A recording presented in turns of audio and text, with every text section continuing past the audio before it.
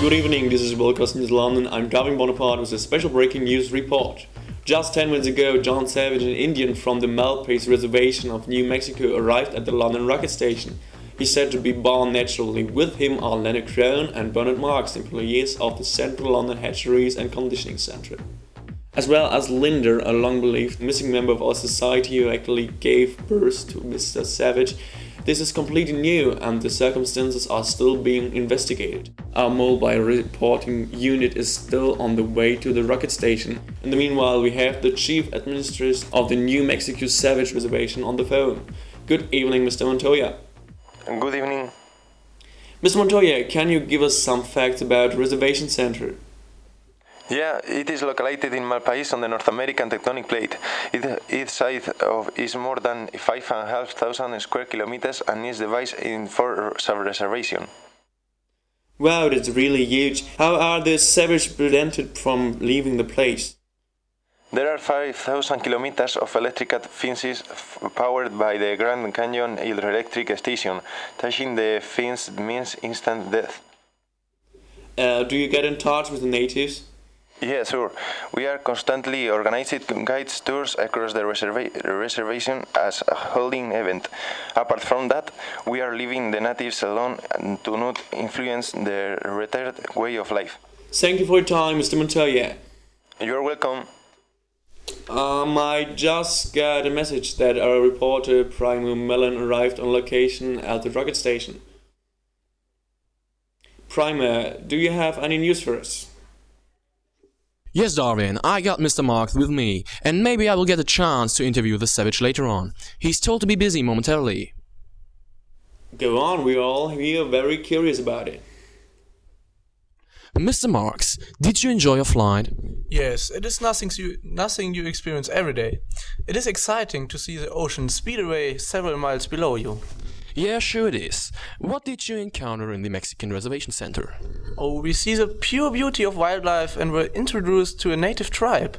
There we just discovered that Linda, a former member of our society, gave actually birth to John. I believe that he is the son of the DHC. Oh my god, that is impossible. How do you come to that conclusion? The director told me that years ago, when he was visiting the reservation together with a girl, she got lost and was never found. Now Linda told me that exactly that happened to her. Surprisingly, she discovered that she was pregnant at that time. She had forgotten to take her treatment against pregnancy. Wow, that is just breathtaking. I think I have to take some Soma. Yes, indeed it is. I still have to inform the director about my findings. As you can see, we can't say for sure what has happened as of now, so stay tuned. Back to the studio. Thanks, Primo. The situation has turned completely upside down and this shocked you too much. We suggest you better take some Soma. Stay tuned.